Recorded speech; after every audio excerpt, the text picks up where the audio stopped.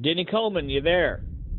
Hey, Brandon. Well, my name is Danny Coleman. I live up here in Talihina, Oklahoma. Been living up here right about 9 years now, and I'm 57 years old. And uh, my first Bigfoot experiences actually started back in 1983 when I was 16, and we moved from a place called Jonesville, Louisiana, over to a place called Summit, Mississippi. My dad took a job over there, working with my uncle, and we found a place over there that we could rent. It was just an old abandoned house over there, probably built back in the 1940s, and hadn't been lived in a long, long time.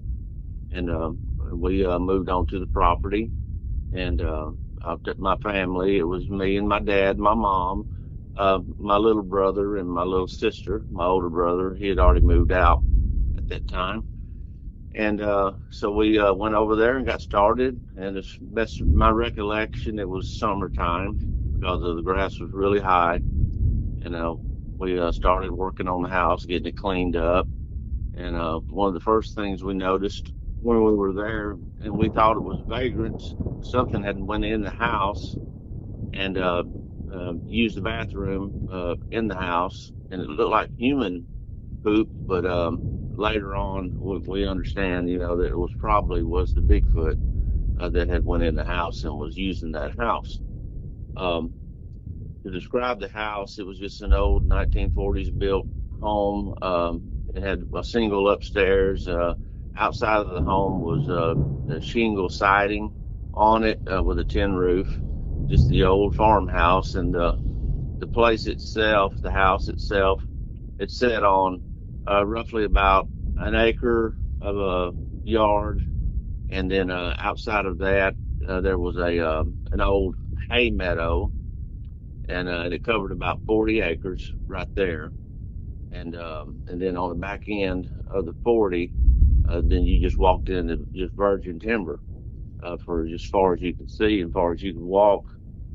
And so I was 16 years old and loved it there. I was quite the adventurous type person. I loved to hunt, fish, and always go exploring.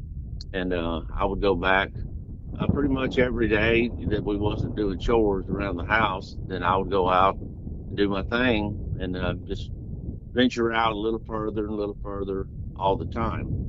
And I would go back there, and I found some live oaks that were pretty cool back there. And I'm getting to some certain points on the live oaks. There were just huge live oaks that they grew into the ground and out of the ground. You could literally walk on the limbs. And I always just thought, wow, this is just the coolest thing in the world to be back here, just having a good time exploring and just being adventurous. And so I ventured out a little further every day, and I finally got to a spot where there was this beautiful pond, and the pond it was just full of just some kind of hybrid perch, and so I could go back there and fish all the time. Well, one day before I'd go out exploring, we'd worked around the yard, got through mowing the grass and everything, and I was leaning on the fence, and I was looking at the back end of the pasture, and I was watching some cranes, big white cranes at the back end of the pasture, and well, something came out of the wood line, and it was a big grayish looking animal. Came out on all fours, and when it came out on all fours, it grabbed one of the cranes and went back into the wood line on two legs. And I went in and told my dad what I saw and asked him what it could have been. And we really couldn't come up with what it was. He thought maybe it was a big gray wolf. And I told him, I said, no, Daddy, I said, it was way too big to be a wolf. It was really big. And he said, well, son, I don't know what it could have been. Well, anyway, we just went on living life there, and just enjoying the summer. And I would go out pretty much every day, out exploring. And this one particular day, I went back to the pond and I was fishing. I took my fishing rod back there and it was going fishing. and I caught fish on it several times. And so that day, our family, our uncle, they were over, and his kids were over, and so I was gonna go catch fish. Went back there to go catch some fish, and I'm sitting at the pond, and I just got a weird feeling. Looked up, and when I looked up, straight across on the other side of the pond was a big, hairy man. He was looking at me, and he was squatted down, looking at me. And I always tell everybody, the first thing that struck out at me, not that it was a big hairy man, was his big eyes. It had these big, just almond looking eyes, and they were just piercing me. They was looking right at me. And I was so scared. I didn't know what to do, but I did stand up, left my pole on the ground, and I stood up. And when I stood up, he stood up. And sometimes I refer to it as an it, but it was definitely a he. I believe it was a he. And when he stood up, he was so big. He was just never stopped looking at me. He was just staring. And I was just scared, and it seemed like an eternity that we were looking at each other, and he was on the other side of the pond. And I can describe, the best of my knowledge, how wide the pond would probably have been equivalent to about 50 yards, maybe a little more than 50 yards across the pond. And then just something come over me and said, well, Denny, you gotta go. You gotta get away from there. And so I just started easing to my left just a little bit, never took my eyes off of him, and he never took his eyes off of me. But at the same time, when I was moving to my left, he was moving the opposite direction, coming around, and we were both moving slowly. And it's like he was just following pace with me. I realized, and it came over me that, well, he's coming around the pond, and he's going to come around the pond, and he's going to get me. As soon as I got to a spot where I felt like he couldn't see me and I couldn't see him, which there was a little pine barren on the other side, to the right of the pond, when he went into that pine barren, and I went to my left, and I was right real close to where the trail was, I just ran. I busted as hard as I could. And I was 16. I was in pretty good shape. I played sports, so I was running pretty good. And it was pretty close to a mile from the house. And before I got to the house, I'm coming down the trail, and there's a patch of woods on the back end of our house. It's pretty close to the back end of our house. My little brother and my cousin, they were at the edge of the woods, and they were building a fort at the edge of the woods. Well, I slowed down enough to just tell them, get in the house. And that's all I said was, get in the house. And so I made it to the back of the house going in. And as I was going through the back door, they came in busting right behind me screaming. And they just busted in screaming, and they were screaming, Daddy, and my uncle was trying to calm them down, and they would just kept screaming, we thought it was you. We thought it was you. And they finally got them calmed down enough that they said, we thought it was you, Denny. We thought you snuck up on us and was going to try to scare us. And Daddy said, well, who was it? What was it?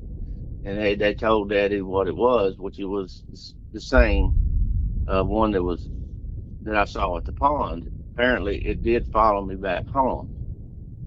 And it stopped when it got to them, and it was just basically observing them. Didn't try to hurt them or anything like that, but they turned around like they was going to have a gotcha moment and say, hey, we got you. And then when they turned around and realized that it wasn't me, that's when they ran into the house. I told Daddy after we got them calmed down, Daddy, that's what was at the pond. That's what I was going to try to tell you, that I saw it at the pond. And so my uncle and my dad, they got the guns, and they went out, and we all followed them out to show them where we saw it, or with the boys, my cousins. We never did go to the pond. But they said, yeah, we were here building the fort, and it was standing there.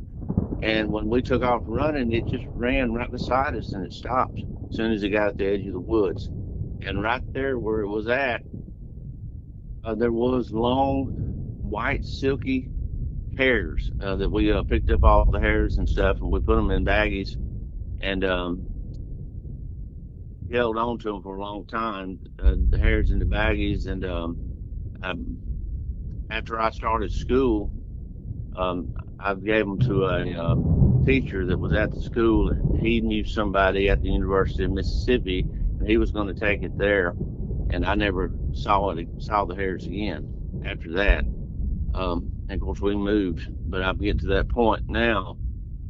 As soon as the Bigfoot came that close to our house that day, after that, it just started terrorizing us. It would throw stuff at the house.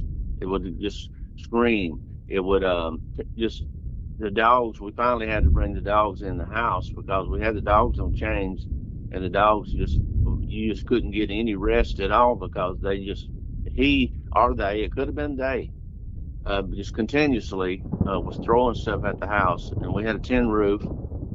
They would throw big sticks up on top of the house, rocks. They threw one big, like a log, actually. It was so heavy that when it hit the top of the roof, it knocked a hole through the tin. And this went on just literally every night, but not every night, but it seemed like it was every night. And Mama, she was just terrified. Of course, the kids were terrified. My dad, he had to work. And so whenever he would go to work, we had to be there. It never did try to get any of us as of yet. When I'm going to get to the point here in just a minute about what happened to me one night. But all of a sudden, it seemed like it just quit. Just quit for the longest time. And everything went back to normal.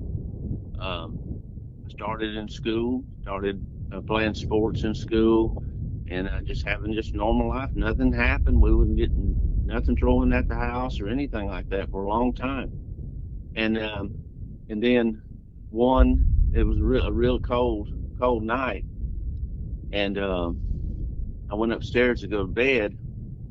And whenever I went upstairs to go to bed, I got woke up that night, and something had threw the log. That's what we are guessing, that it threw a log up against the side of the house and knocked the stovepipe off of the house, and it caught the house on fire. Well, we got the house put out and everything, and we moved after that. But before that happened, I was out one night. I put a basketball goal up. It was a detached garage outside of the house, probably about 20, 30 feet from the house. And on the back end of it, I put a basketball goal up, and I set a drop light up on that one. And I would go out in the evenings, and I'd hook the drop light up and go out and shoot basketball. I went out one night, and you had to go inside of the garage to plug up the extension cord that ran to the drop cord. Or where the extension cord was at, there was a big window. Or where the plug was at, there was a big window, open window. It didn't have any glass or anything in it, just an open window. And so I reached up, and I was with my left hand and to plug in the extension cord. When I reached up to plug the extension cord in, something reached through the window and grabbed my arm and it pulled me.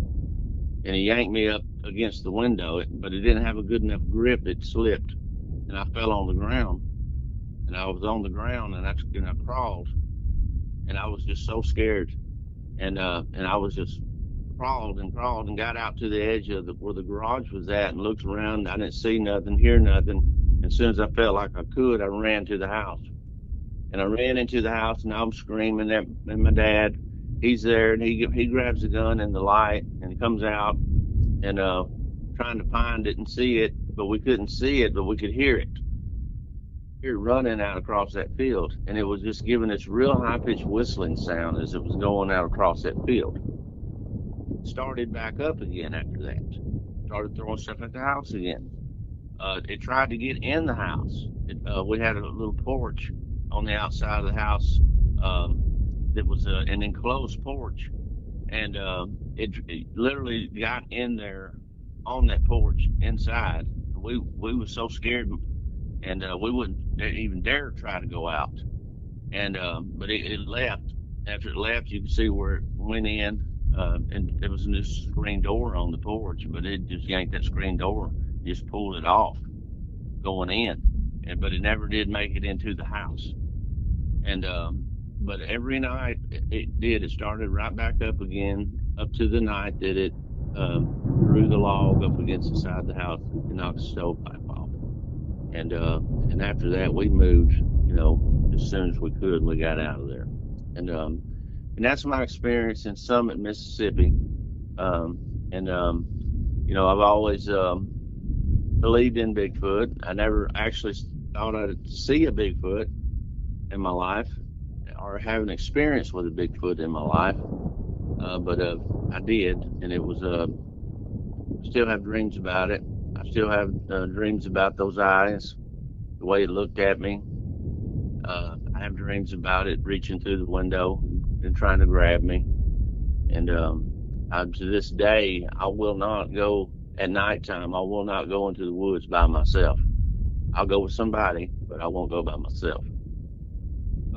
So after that, I mean, it was just a long part of life, normal part of life. After that, grew up, started just doing things, and wound up moving down to Conroe, Texas. I had been married, had kids, and got divorced, and didn't have anything to do with my life anymore. So my brother called me and said, "Hey, why don't you come down to Texas and we'll start music?" And that's what I did. Went down there and just spent a lot of time just playing music and just writing songs and doing things like that. Well, we lived right.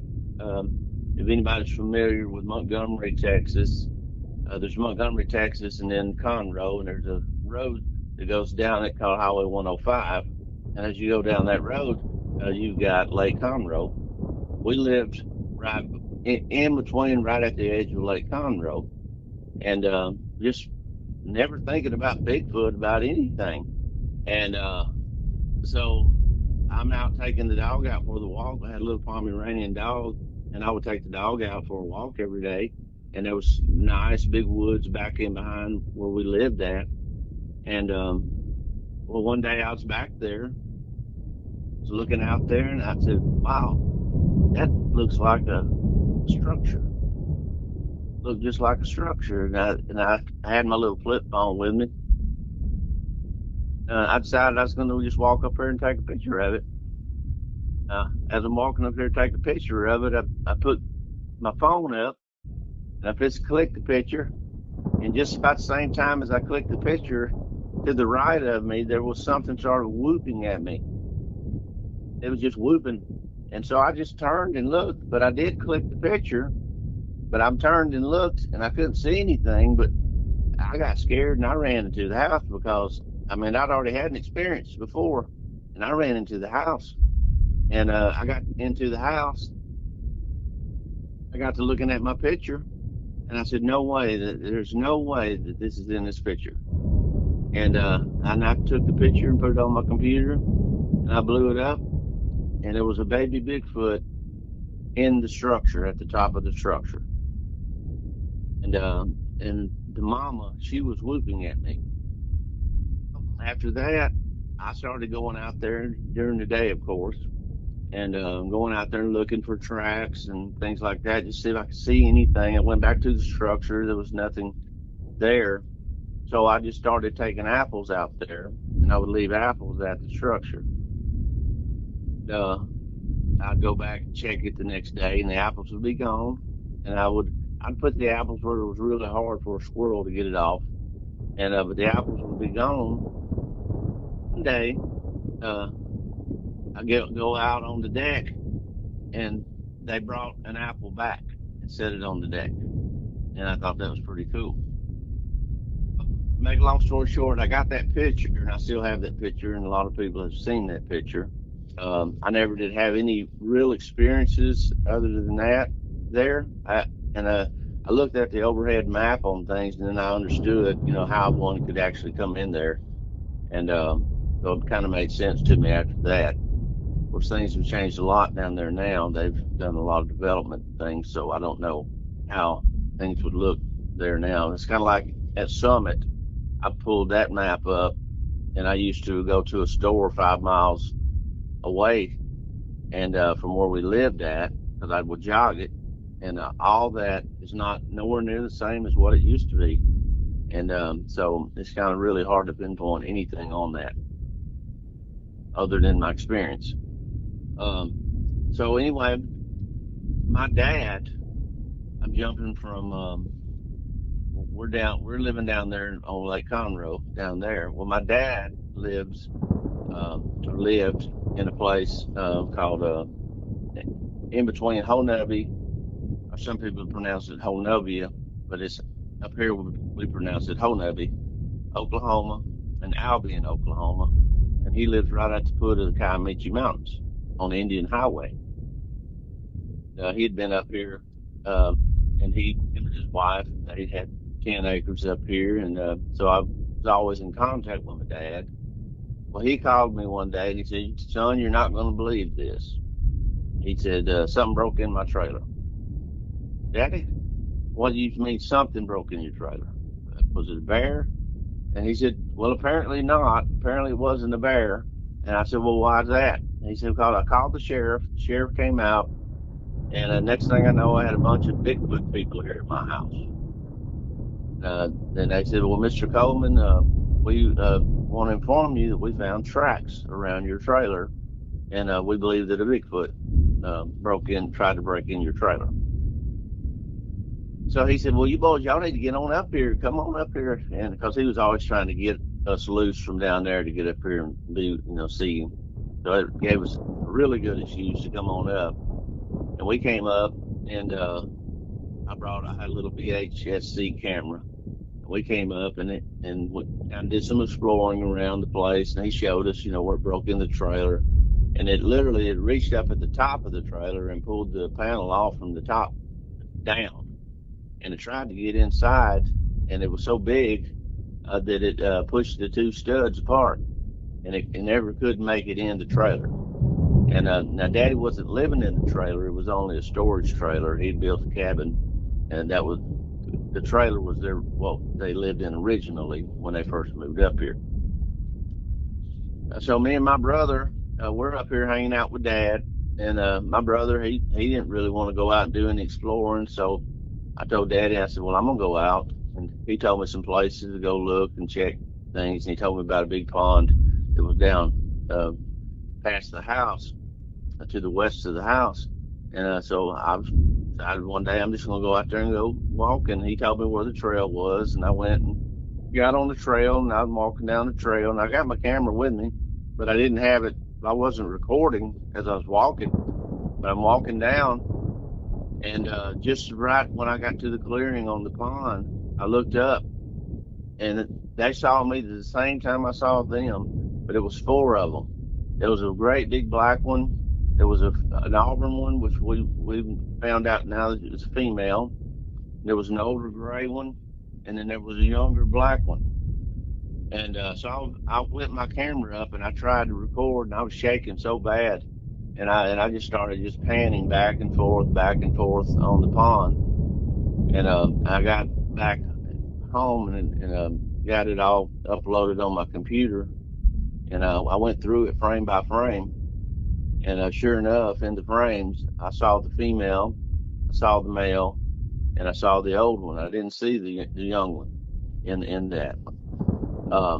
And Daddy said, "Yeah, my wife, she says she sees them all the time. They'll come up down at the bottom of the house and kind of stand out in the edge of the woods."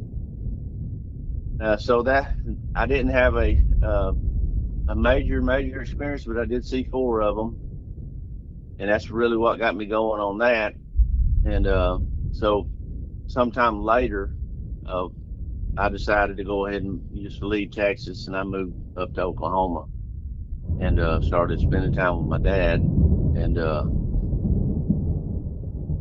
in real estate. And I immediately got in real estate when I got up here, and so I get to go out on a lot of properties that people just don't go to. I'm way out in the middle of nowhere, and I just go look at these properties, take pictures, show properties, list properties, and so I've had several experiences since I've been in real estate up here in Oklahoma, this particular area. If you're up here long enough, you're going to have some type of experience up here with them. During the fall of the year, you can sit out on your porch. You can hear them. I've heard one singing, taking clients out where they've laid logs on the trail. After we went down in there, as we're coming back out, there's a big log on the trail or a freshly broken pine tree laid on the trail.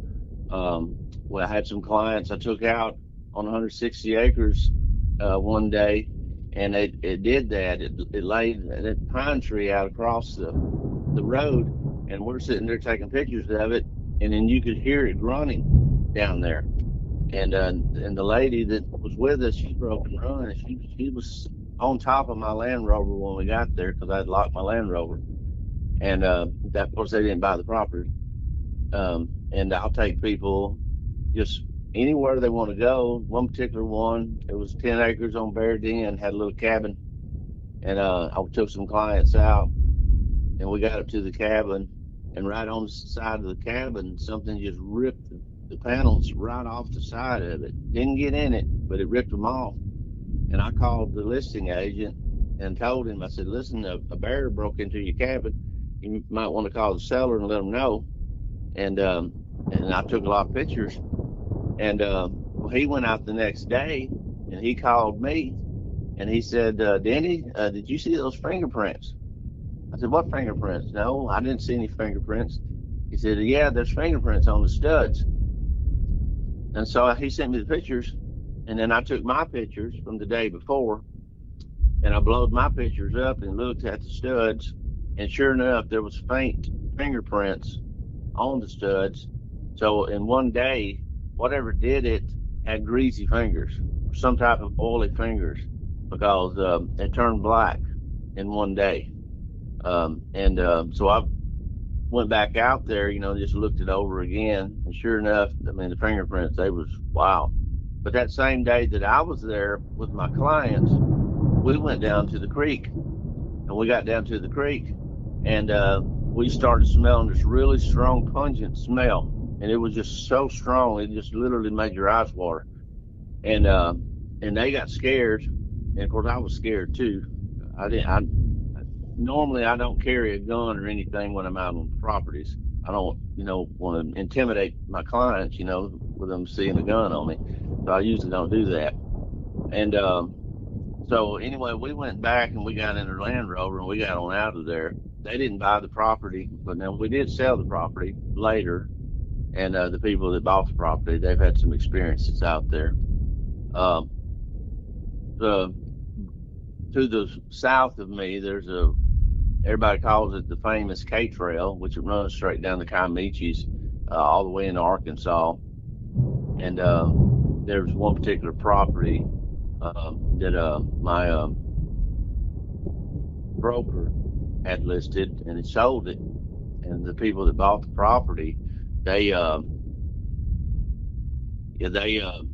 went up there one evening and set up a really nice tent on the property, and they had them a nice little campground set up. And I went up there because I was always showing properties up there. And I went up there a few days later, and their tent was all down, and something had knocked their tent down. Well, later, about a couple months later, they called me up and they told me, said, hey, we want to sell our property. And I said, well, why do you want to sell it? And they said, well, we really don't want to talk about it. And but I believe, that they probably had an experience with Bigfoot that night.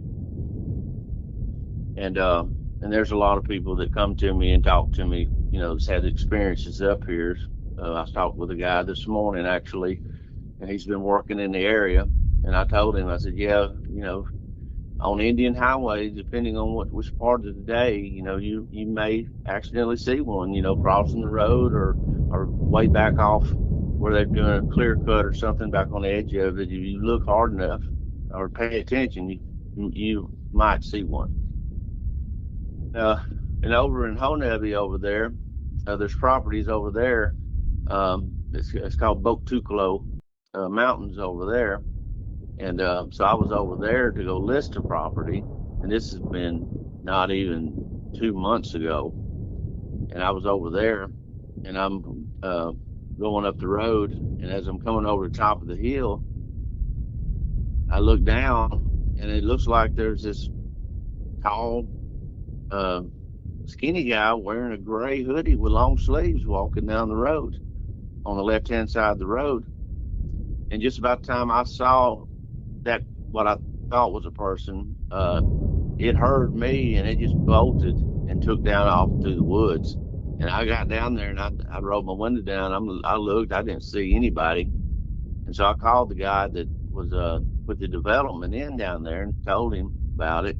And he was just laughing at me. And he said, "Oh, Danny," he said, that wasn't somebody you saw. He said, "You saw Bigfoot." Said, "Oh, a Bigfoot down there?" He said, "Yes." And he explained to me that a lot of the people that have moved in down there, they've been seeing a long, tall, skinny gray one. And that's what it was. It was skinny and gray. And but I only saw the back side of it, and it actually looked like somebody wearing a hoodie with long sleeves. And I haven't been back down there to go try to collect any evidence. Now, we did have a guy. He came in, and I can't tell you his name other than Haskell.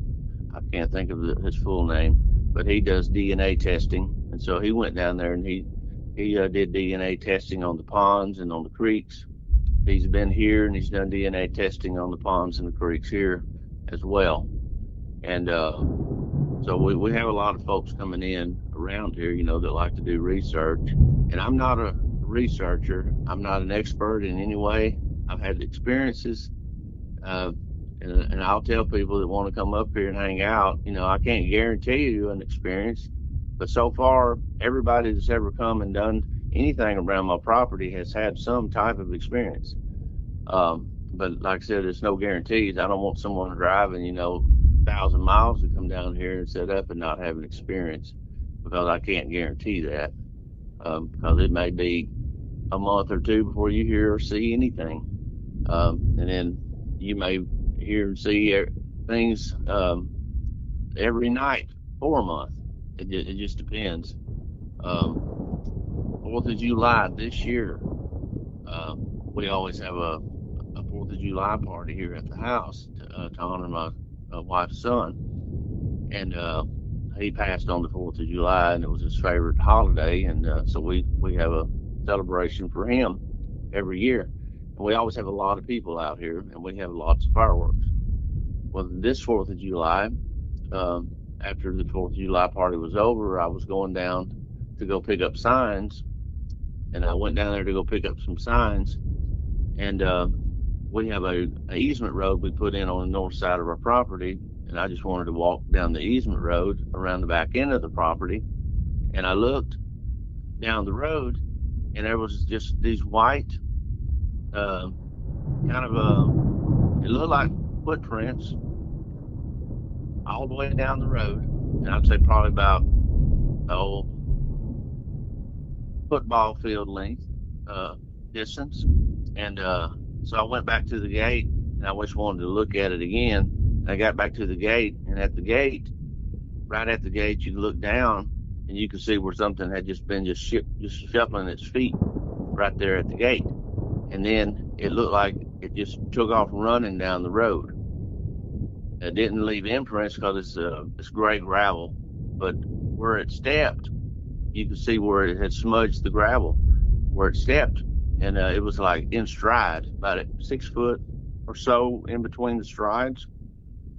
And so I went and I told my wife what I saw there, and which, we have experiences all the time, so it really wasn't no big deal for her.